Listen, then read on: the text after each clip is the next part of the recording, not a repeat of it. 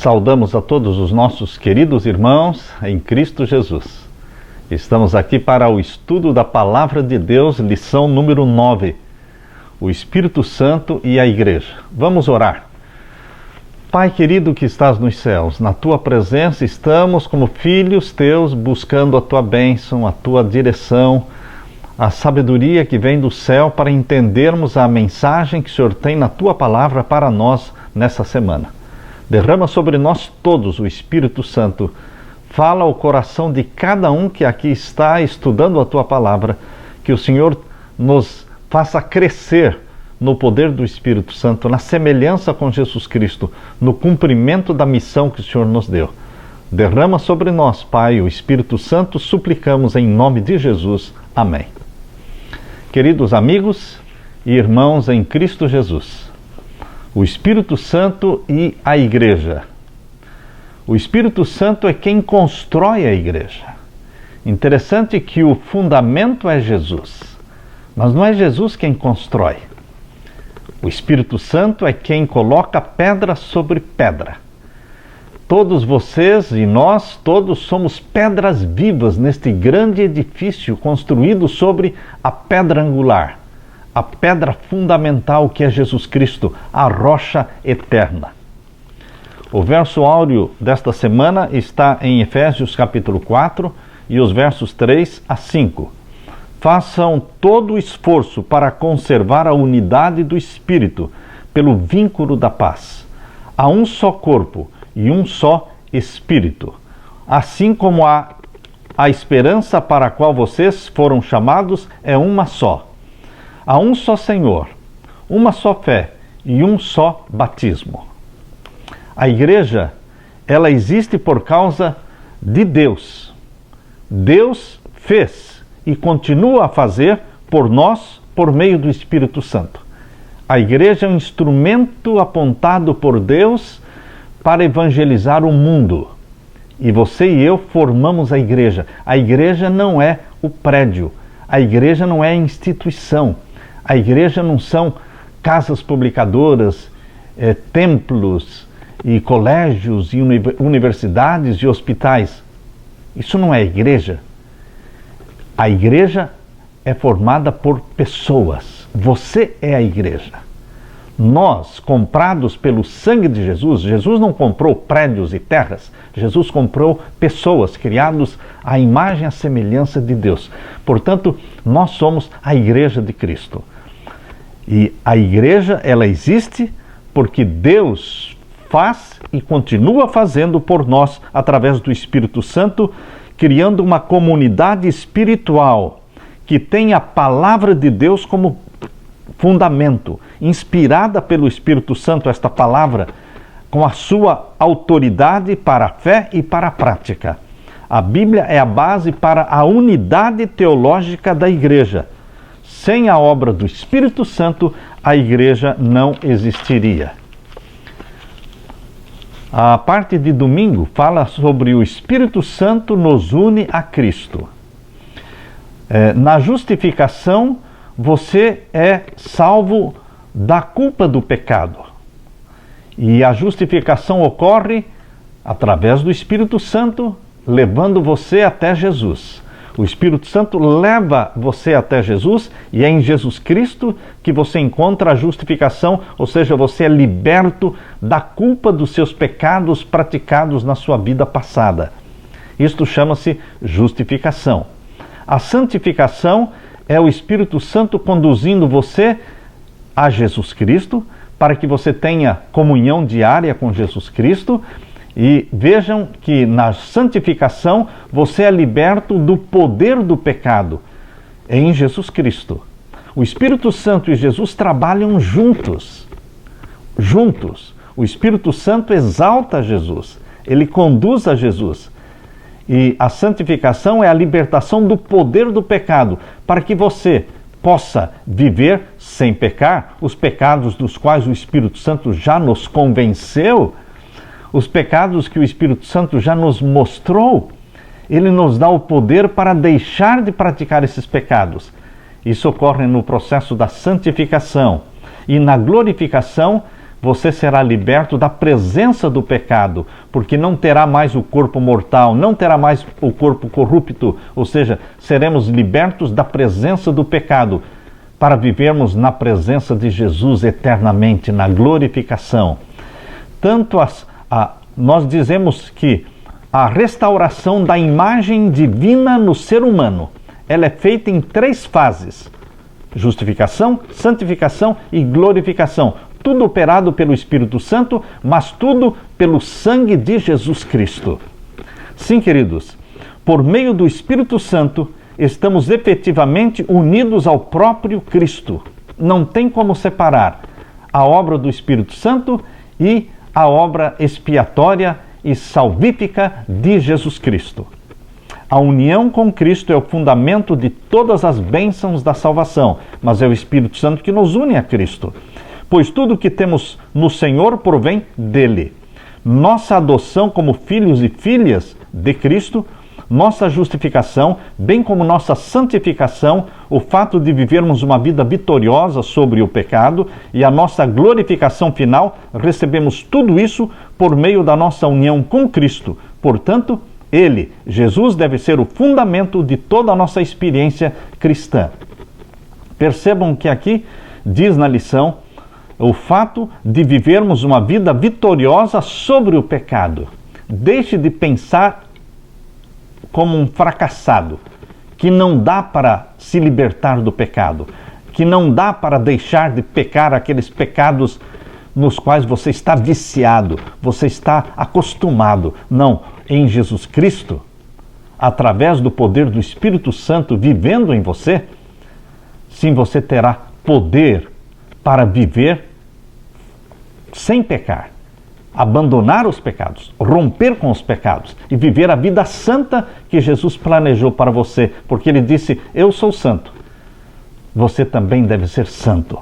Sim, queridos, eu quero ler com vocês agora Efésios capítulo 2, verso 18. Abra sua Bíblia em Efésios capítulo 2 e o verso 18. Aqui nós lemos Efésios capítulo 2, verso 18 e o verso 20 a 22. Aqui lemos: porque por Ele ambos temos acesso ao Pai em um mesmo Espírito. Porque por Ele, quem Ele? Por Jesus Cristo. Você e eu temos acesso a quem? Ao Pai, em um mesmo Espírito. Você está vendo aqui o trio celestial? Ele é Jesus, o Pai é o Deus Pai e o Espírito é o Espírito Santo. Num só verso, capítulo 2, verso 18 de Efésios, nós temos aqui a confirmação do trio celestial. E ainda nós lemos o verso 20 e 22 a 22, edificado sobre o fundamento dos apóstolos e dos profetas, de que Jesus Cristo é a principal pedra da esquina, no qual todo o edifício bem ajustado cresce para templo santo no Senhor, no qual também vós juntamente sois edificados para a morada de Deus em espírito. O Espírito está presente na edificação da igreja. Você é uma pedra viva. A Bíblia diz que nós somos pedras vivas. Isto está na primeira carta de Pedro. Eu gostaria de ler com vocês também a primeira carta de Pedro, capítulo 2, e os versos 4 e 5. Abra sua Bíblia, onde menciona que nós somos pedras vivas colocadas sobre a pedra principal, que é Jesus Cristo. 1 Pedro, capítulo 2, versos 4 e 5. Chegando-vos para Ele. Ele quem? Jesus Cristo, a pedra viva, reprovada, na verdade, pelos homens, mas para com Deus, eleita e preciosa. Vós também, como pedras vivas. Veja, Jesus Cristo é a pedra viva angular, principal, é o fundamento. Mas você e eu somos pedaços de pedra, como Pedro. Pedro, o nome grego é Petros, um pedaço de pedra. Construídos somos sobre a pedra viva, a pedra angular, que é Jesus Cristo, a rocha eterna. Vós também, como pedras vivas, sois edificados casa espiritual e sacerdócio santo, para oferecer sacrifícios espirituais agradáveis a Deus por Jesus Cristo. É o Espírito Santo quem nos constrói, pedra por pedra, sobre a pedra angular, que é Jesus Cristo. Ele é a rocha, Ele é o fundamento da igreja do nosso Senhor. O Espírito não é um fim em si mesmo. O Espírito Santo não atrai atenção para si próprio. O Espírito Santo não fala de si mesmo. O Espírito Santo sempre edifica Jesus. O Espírito Santo conduz você para Jesus. O Espírito Santo implanta em você a mente de Jesus. O Espírito Santo passa para você, comunica para você e para nós os traços de caráter de Jesus. Queridos, o Espírito Santo não chama atenção para si mesmo. Não existe nenhuma rivalidade entre Jesus e o Espírito Santo. Não existe nenhuma disputa entre o Espírito Santo e Jesus. Por quê? Assim como Jesus exaltava sempre o Pai, assim o Espírito Santo exalta sempre o Filho, Jesus Cristo. Não existe rivalidade. O Espírito Santo, ele não exalta a si mesmo, mas somente a Jesus. A igreja é um projeto divino que nasceu na mente de Deus, sendo Jesus a pedra angular, o fundamento da nossa salvação e aquele sobre quem todas as outras partes do edifício são edificadas. Portanto, a obra do Espírito, em nível individual, nos leva a uma comunidade específica de fé, chamada igreja. Deus quer que você frequente a igreja. Deus quer que você assista à igreja. Você deve fazer parte de uma igreja. Você não foi criado para viver isolado dos seus irmãos na fé. Nós, irmãos na fé, nos ajudamos mutuamente, oramos uns pelos outros, nos ajudamos espiritualmente no sentido de que quando um irmão está sofrendo tentações, nós nos ajoelhamos com ele, nós oramos e choramos com ele e ele recebe a vitória em Jesus Cristo. Sim, Deus criou a igreja para ser um refúgio espiritual para os seus filhos e suas filhas. Em Colossenses capítulo 3, quero que você abra sua Bíblia, em Colossenses capítulo 3, vamos ler? Colossenses capítulo 3 e o verso 12 a 14. Capítulo 3 de Colossenses, versos 12 a 14. Aqui diz: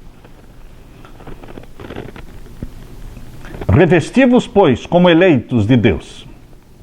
Eu fico emocionado quando eu penso ser um eleito de Deus.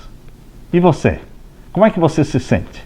Um eleito, um escolhido, uma pessoa amada no céu? Revesti-vos, pois, como eleitos de Deus, santos. Como é que você se sente quando você pensa que você foi chamado para ser eleito, mas para ser também santo? Porque o nosso Pai é santo. E amados no céu, de entranhas de misericórdia, devemos usar de misericórdia com todos, de benignidade, de humildade, de mansidão, de longanimidade.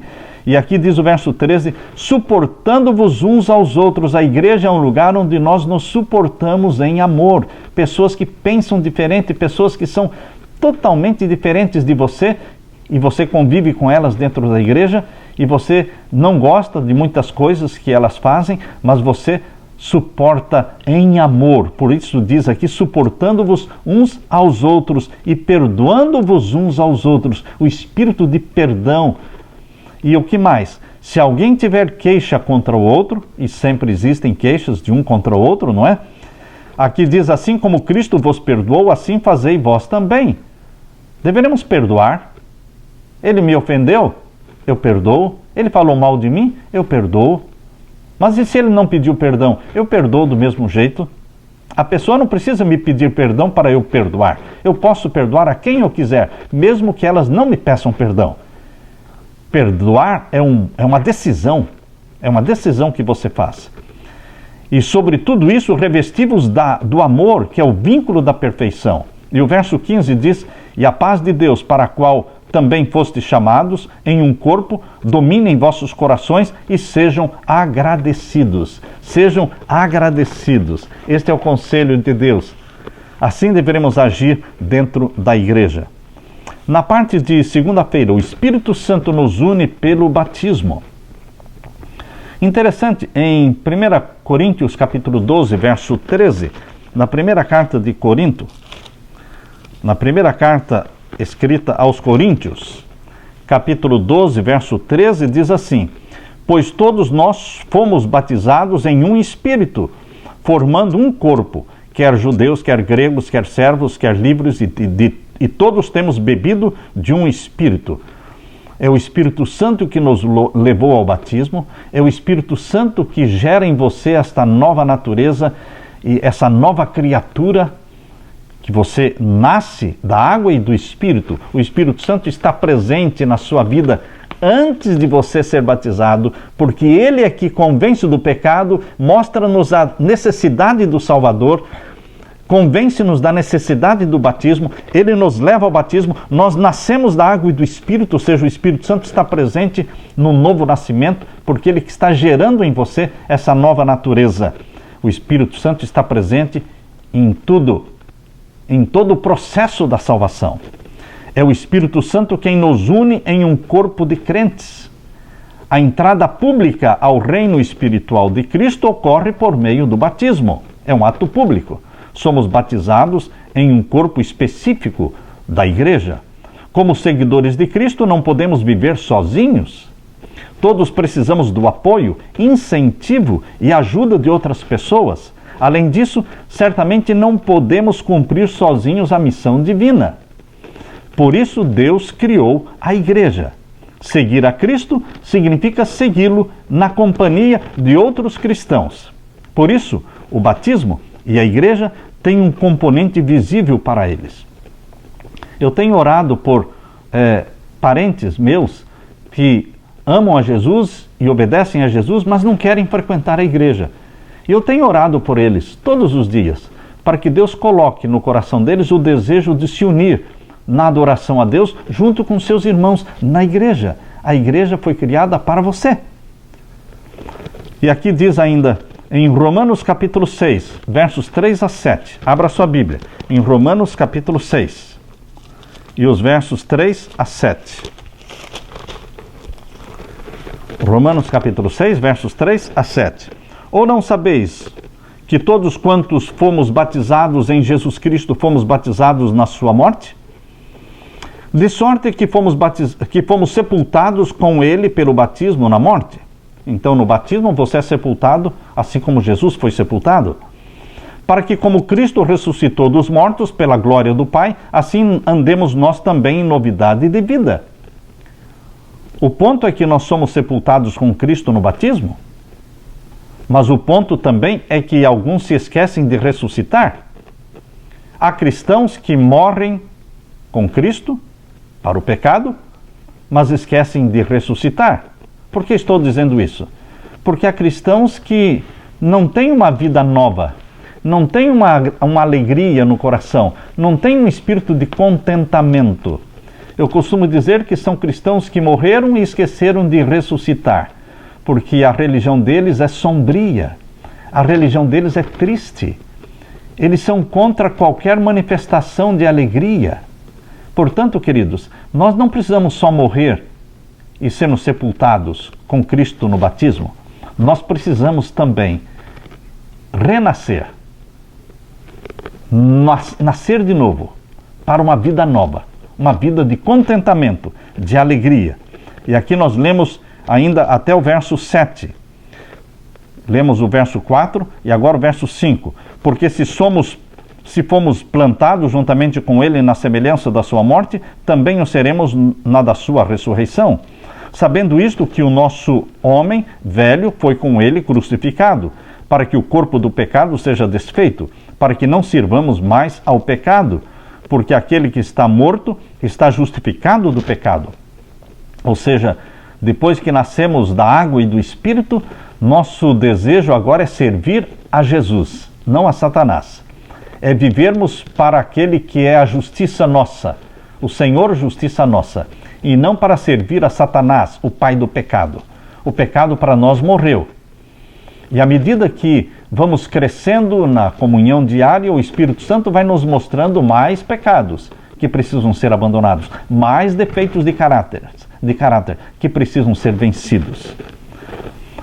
A ênfase de Paulo em Romanos capítulo 6 é a morte para o pecado, libertos do pecado, para uma vida nova, uma vida de santificação. É importante, sim, pensar que Jesus Cristo planejou que a nossa vida velha seja sepultada. Então, os velhos hábitos, os velhos costumes, os pecados que praticávamos na nossa vida antes de conhecermos a Jesus, isto precisa ser sepultado, apagado pelo sangue de Jesus. E agora nascemos para uma vida santa, santificação. O velho homem morreu. Não seja daqueles que se esqueceram de ressuscitar. Vida de alegria e de contentamento. O ato de ser sepultado com Jesus na morte através do batismo e ressuscitar para uma nova vida na comunhão com Jesus, nosso Senhor e Salvador, simboliza a crucificação da velha vida e a confissão pública de que aceitamos Cristo como nosso Salvador. O batismo significa a mais solene renúncia ao mundo, mediante a profissão de fé. Ou o eu morre para a vida de pecado. As águas cobrem o candidato e na presença de todo o universo celestial é feito um compromisso mútuo. No nome do Pai, do Filho e do Espírito Santo, a pessoa é imersa na tumba líquida, sepultada com Cristo no batismo e erguida da água para ter uma nova vida de lealdade para Deus. Você é sepultado, mas você ressuscita. Por isso, seja um cristão amável, alegre, contagiante, para atrair pessoas para Jesus. Na parte de terça-feira, o Espírito Santo une a igreja pela palavra de Deus. O Espírito Santo exalta a Bíblia, a palavra de Deus. O Espírito Santo nunca vai falar contra a Bíblia. O Espírito Santo nunca vai desprezar a Bíblia. Hoje, no mundo pentecostal, onde eles dão uma ênfase muito grande aos dons do Espírito Santo, eles se excedem porque colocam as revelações do Espírito Santo acima da revelação escrita. Quando a revelação dada pelo Espírito Santo contraria a revelação dada na palavra de Deus, a revelação escrita, nós não devemos aceitar a revelação dada pelo Espírito, porque não é o Espírito Santo. O Espírito Santo, genuíno, verdadeiro, nunca vai revelar algo contra a palavra escrita, porque ele foi quem inspirou a palavra escrita e ele dá toda a autoridade à palavra escrita, a Santa Bíblia. Hoje o mundo cristão está desvalorizando a Bíblia. Eles dão muito valor a sonhos, a visões, a revelações, a profecias, mas falam coisas que são contrárias à Bíblia. Uma vez estudando a Bíblia com alguém, eu li para ele os mandamentos de Deus, mostrei que o santo dia do Senhor é o sábado, o quarto mandamento diz, lembra-te do dia do sábado.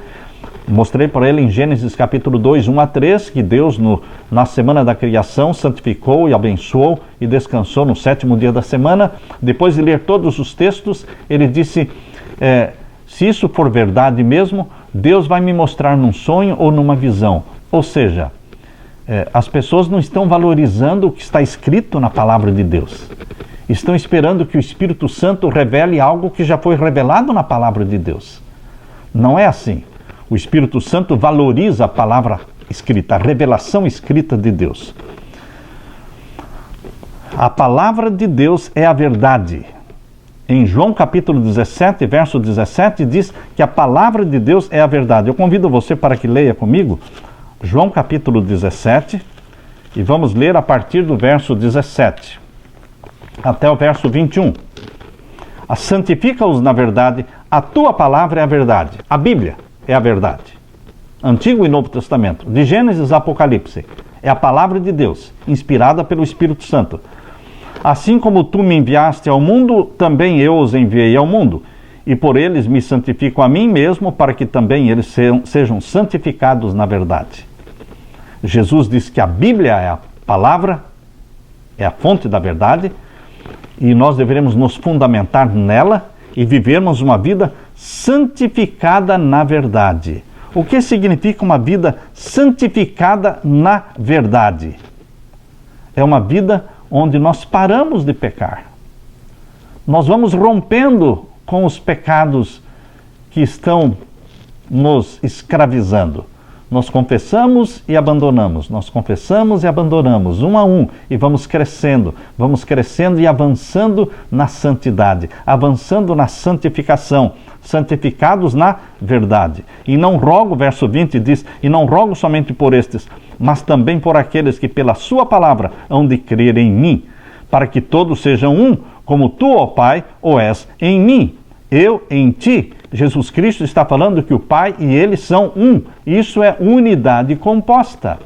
Quando Jesus fala, eu e o Pai somos um, está dizendo que é uma unidade composta. A divindade não é uma unidade absoluta. A divindade, o trio celestial, é uma unidade composta. Fala do Pai, fala do Filho, fala do Espírito Santo, mas eles dizem, nós somos um. Um em propósito, um em natureza, um no plano da salvação.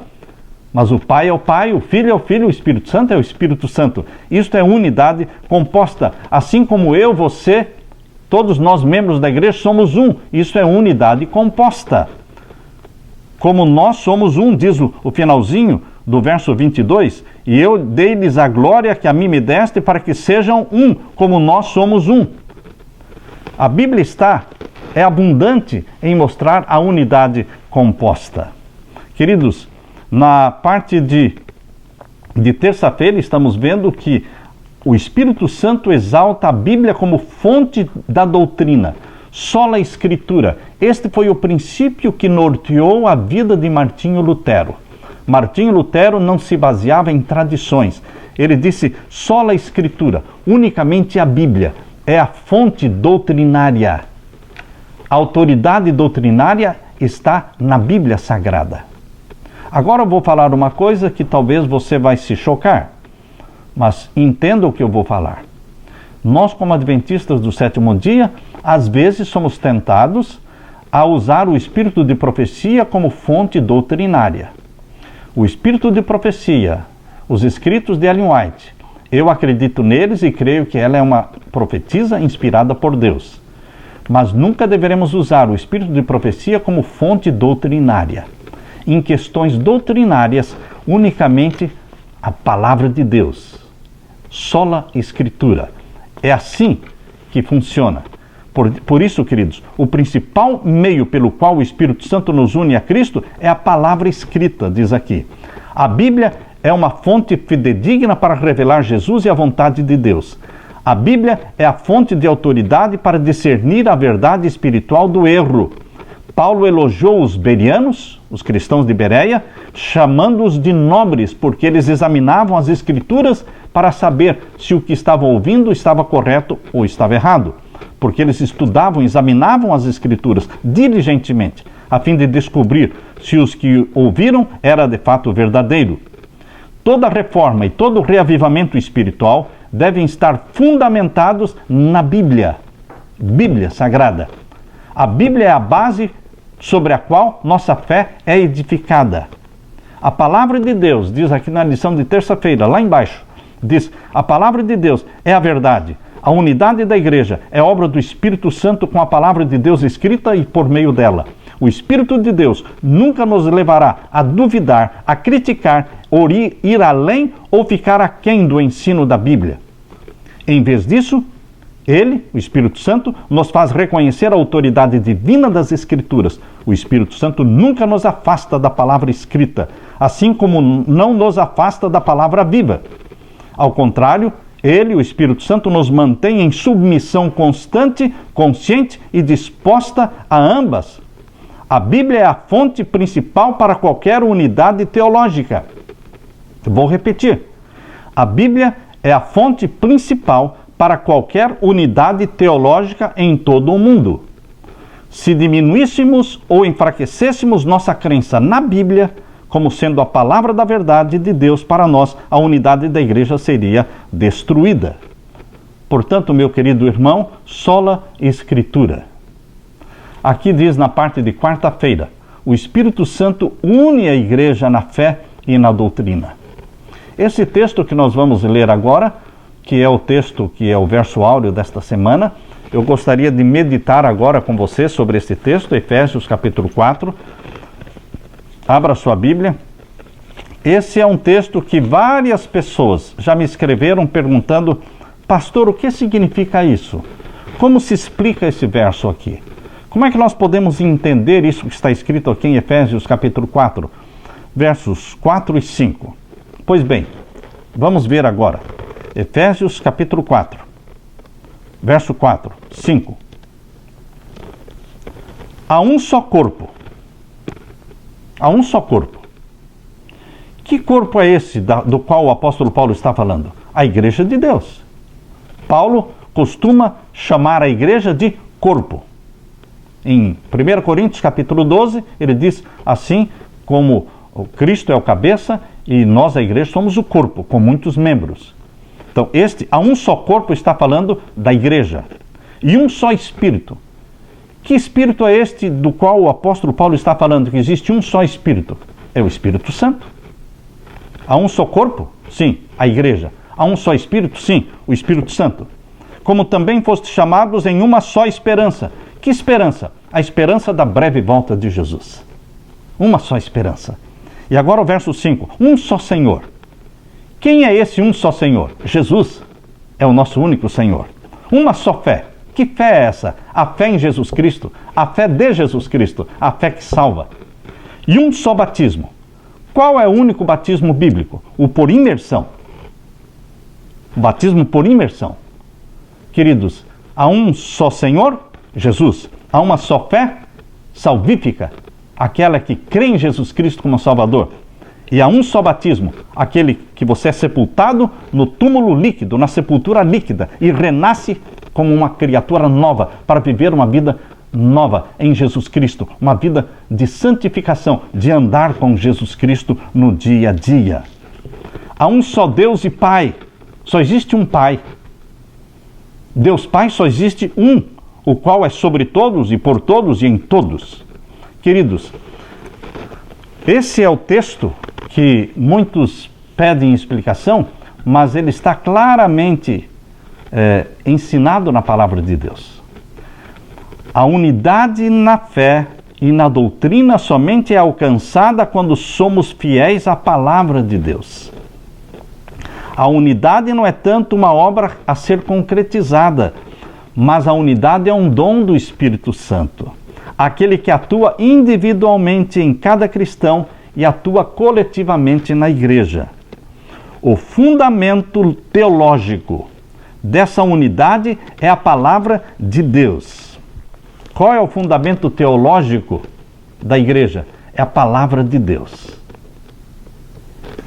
Mais uma vez eu digo, creio no Espírito de profecia, uso o Espírito de profecia diariamente, uso nos meus sermões, mas em questão teológica de doutrinas, nós só podemos usar a Bíblia. No estudo bíblico que nós damos, usamos somente a Bíblia. Qualquer apelo ao Espírito, sem a palavra escrita, pode levar a doutrinas e práticas suspeitas. Ao mesmo tempo, qualquer apelo à palavra de Deus escrita sem o Espírito Santo faz a palavra secar e a tornar estéril.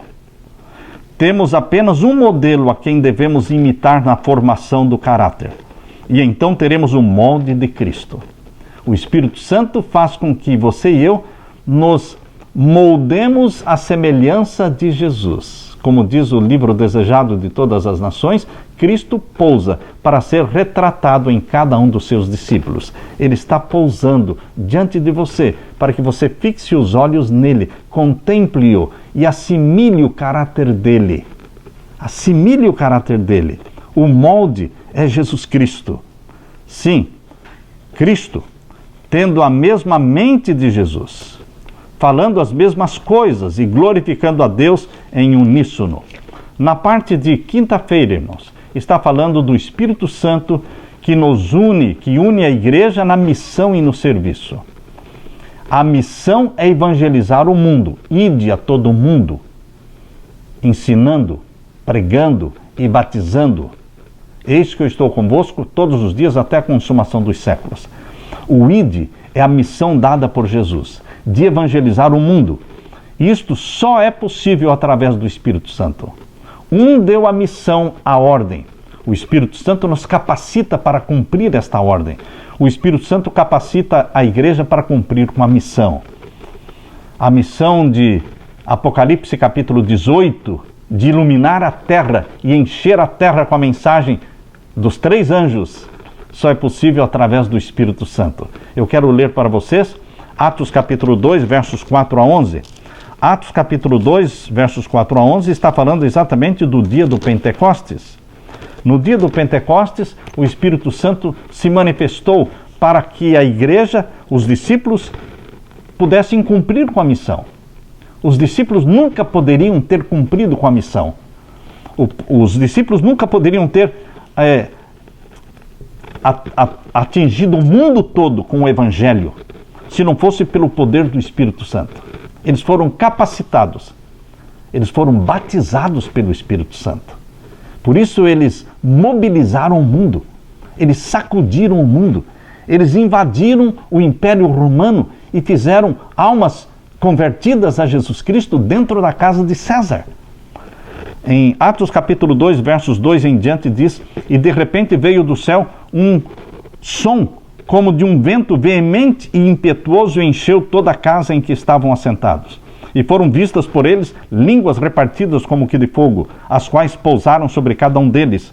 E todos foram cheios do Espírito Santo e começaram a falar noutras línguas, conforme o Espírito Santo lhes concedia que falassem. Vejam, a atuação do Espírito Santo no cumprimento da missão. Você e eu, sem o Espírito Santo, seremos pregadores secos, áridos. Não converteremos ninguém. Não haverá poder nas palavras que falamos se não estivermos batizados pelo Espírito Santo. Mas os discípulos foram batizados pelo Espírito Santo. E aqui diz o verso 5: e em Jerusalém estavam habitando os judeus, varões religiosos de todas as nações que estão debaixo do céu. E correndo aquela voz, juntou-se a multidão e estava confusa porque cada um os ouvia falar na sua própria língua. Eles entendiam o que estava sendo falado. Eles entendiam o que estava sendo pregado. E o verso 7: e todos pasmavam e se maravilhavam, dizendo uns aos outros: pois que não são galileus todos esses homens que estão falando? Como, pois, os ouvimos cada um na nossa própria língua em que somos nascidos? Eles entendiam. Aqui está o dom de línguas verdadeiro. É um dom de línguas estrangeiras. Línguas que são faladas no planeta Terra. Porém, eram línguas que os discípulos não aprenderam, não era a língua materna dos discípulos. Eles não entraram numa universidade, numa escola de línguas para aprender a falar essas línguas. Eles foram dotados pelo Espírito Santo, foram batizados pelo Espírito Santo e começaram a falar línguas que nunca tinham falado antes. Mas eram línguas inteligíveis, eram línguas compreensivas, eram línguas estrangeiras, não eram línguas estranhas. Eram línguas estrangeiras. O dom de línguas verdadeiro manifestado em Atos capítulo 2, línguas estrangeiras. O falso dom de línguas manifestado na igreja de Corinto, em 1 Coríntios capítulo 14, é o dom de línguas, falso dom de línguas, porque são línguas estranhas, ininteligíveis, incompreensivas, que não podiam ser entendidas nem por quem estava falando e nem por quem estava ouvindo. Por isso, Paulo repreendeu tal manifestação de dom de línguas na igreja de Corinto. Você basta ler 1 Coríntios capítulo 14 e Paulo diz: Deus não é Deus de confusão. Se você vai falar e o povo não vai entender e não tem ninguém que interprete, então fique calado na igreja, porque Deus não é Deus de confusão. Queridos, aqui está então o Espírito Santo presente no cumprimento da missão da igreja. Nós não vamos conseguir cumprir com a missão de evangelizar o mundo e preparar um povo para a volta de Jesus se não formos batizados pelo Espírito Santo. Por isso é necessário o batismo do Espírito Santo. O batismo do Espírito Santo não é necessário para a gente bater no peito e dizer eu sou santo. O batismo do Espírito Santo não é necessário para que você pense que você é melhor do que os outros. Não. O batismo do Espírito Santo é uma necessidade. É necessidade vital para podermos cumprir com a missão que Jesus nos deu de evangelizar o mundo e preparar um povo para a segunda vinda de Jesus. O Espírito Santo foi o responsável pela evangelização mais poderosa que a história testemunhou até aquele momento. Porém, queridos, está reservado para o futuro uma evangelização muito, muito, muito maior do que aquela que começou.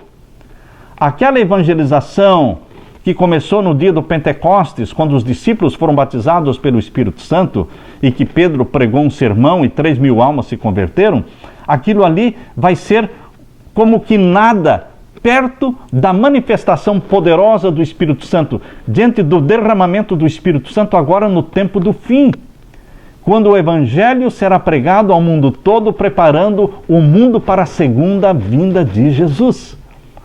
Por isso, queridos, nós lemos em Joel, não é? Joel fala que nos últimos dias os filhos de Deus receberiam o Espírito Santo. Eu gostaria de ler para vocês, não é? Vamos abrir a palavra de Deus aqui em Atos capítulo 2. Atos capítulo 2, verso 16, está falando do profeta Joel. Veja, Atos capítulo 2, versos 16 em diante. Mas isto é o que foi dito pelo profeta Joel. Nos últimos dias acontecerá, diz Deus, que do meu espírito derramarei sobre toda a carne. Você crê nisso? Você busca isso? Você jejua por isso? Você está implorando a Deus esta manifestação tal do Espírito Santo para os últimos dias? Porque se não crermos, não receberemos. Se não pedirmos e não buscarmos com jejum e oração, não vamos receber. Nos últimos dias acontecerá, diz Deus, que do meu espírito derramarei sobre toda a carne, e os vossos filhos e as vossas filhas profetizarão, os vossos mancebos terão visões, e os vossos velhos sonharão sonhos, e também do meu espírito derramarei sobre os meus servos e minhas servas naqueles dias, e profetizarão. E farei aparecer prodígios em cima no céu e sinais embaixo na terra, sangue, fogo e vapor de fumo, o sol se converterá em trevas e a lua em sangue, antes de chegar o grande e glorioso dia do Senhor. O dia do Senhor é o sábado, mas o grande e glorioso dia do Senhor é o sábado milenial. O grande e glorioso dia do Senhor é o sábado de 1000 anos. Queridos, de Apocalipse capítulo 20, que começa com a volta de Jesus. Durante este sábado milenial, que é o grande dia do Senhor, você e eu estaremos no céu. Mas antes de irmos para o céu, aqui a palavra de Deus está dizendo que Deus derramará seu Espírito. E nós teremos visões, nós teremos profecias, nós teremos milagres. E acontecerá que todo aquele que invocar o nome do Senhor será salvo. Às vezes nós olhamos com desconfiança para a manifestação do Espírito. É lógico que existe o falso Espírito. Mas, queridos, nós devemos buscar o verdadeiro Espírito, o derramamento do verdadeiro Espírito, o batismo do Espírito Santo, os dons verdadeiros. Este derramamento do Espírito Santo está prometido em forma de chuva serôdia. A chuva temporã se manifestou no dia do Pentecostes, quando os discípulos, em Atos capítulo 2, foram revestidos do Espírito Santo. Aquilo é considerado a chuva temporã. E foi grande o resultado. Mas agora virá a chuva serôdia, torrencial, muito mais abundante e poderosa. A chuva serôdia será derramada. E você e eu, batizados pela chuva serôdia do Espírito Santo, vamos proclamar as 3 mensagens angélicas. Vamos proclamar o alto clamor de Apocalipse capítulo 18. Abra sua Bíblia em Apocalipse capítulo 18. Porque esta é a manifestação que Deus está profetizando para o tempo do fim. Apocalipse capítulo 18. E vamos ver então os versos 1 até o verso 4. Capítulo 18 de Apocalipse, versos 1 a 4. E depois destas coisas, vi descer do céu outro anjo que tinha grande poder, e a terra foi iluminada com a sua glória. A terra toda é um movimento mundial que vai atacar todos os países do mundo. A palavra de Deus, as 3 mensagens angélicas, ela será pregada em todos os 4 cantos da terra, norte, sul, leste e oeste.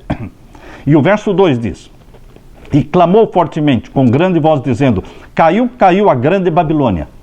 O mundo precisa saber quem é Babilônia. O mundo precisa saber que Babilônia, na palavra de Deus, em Apocalipse, aparece 6 vezes a palavra Babilônia. E ela é um código para se referir a Roma. Babilônia, em Apocalipse, é uma indicação profética de Roma. Caiu a grande Babilônia, a grande Roma, e se tornou morada de demônios e coito de todo espírito imundo e coito de toda ave imunda e aborrecível. Deus não está esperando de você amizade com o Vaticano. Deus está esperando de você uma pregação das 3 mensagens angélicas, mostrando qual é o selo do Deus vivo e qual é o sinal da besta. O mundo todo estará dividido entre 2 dias de guarda. O santo dia do Senhor e o sinal falso.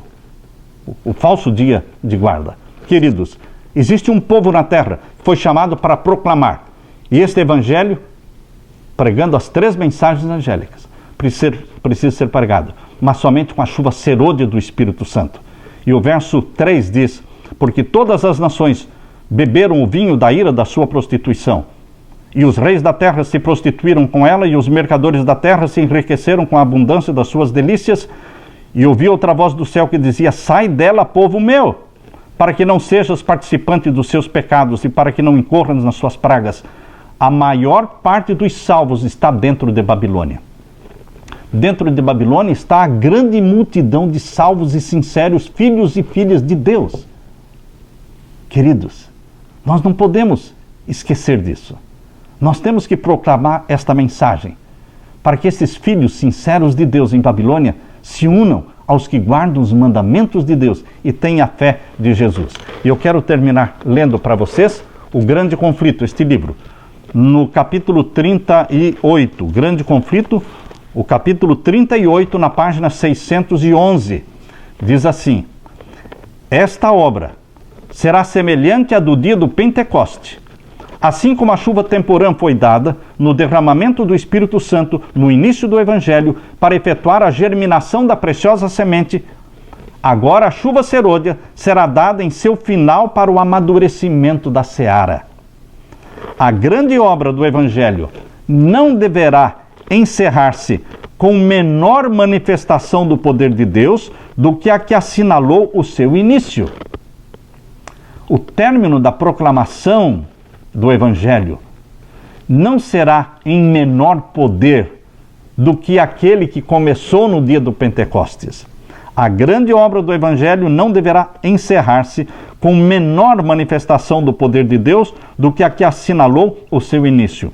As profecias que se cumpriram no derramamento da chuva temporã, no início do Evangelho, devem novamente se cumprir na chuva serôdia no final do mesmo.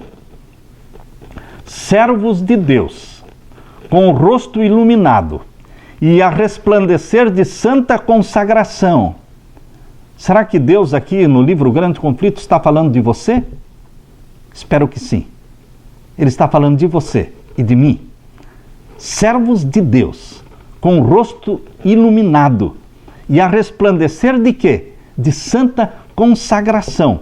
Apressar-se-ão de um lugar para o outro, para proclamar a mensagem do céu. Por milhares de vozes, em toda a extensão da terra, será dada a advertência. Operar-se-ão prodígios, os doentes serão curados, sinais e maravilhas serão feitos. Satanás também opera com prodígios e mentira, fazendo mesmo descer fogo do céu à vista dos homens. Assim os habitantes da terra serão levados a se decidir: ao lado de Deus ou ao lado do inimigo? Receber o selo do Deus vivo ou o sinal da besta? Queridos, Deus está chamando você e a mim para nos unirmos no alto clamor de Apocalipse capítulo 18. É o Espírito Santo que capacitou os discípulos no início da proclamação do Evangelho.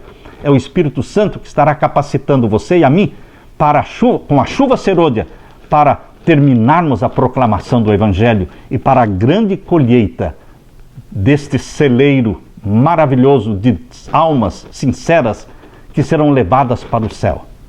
O grande dia do Senhor chegou, o sábado milenial, e seremos arrebatados para o céu. E com Jesus Cristo viveremos para sempre. Que a graça de Jesus fique com você. Amém.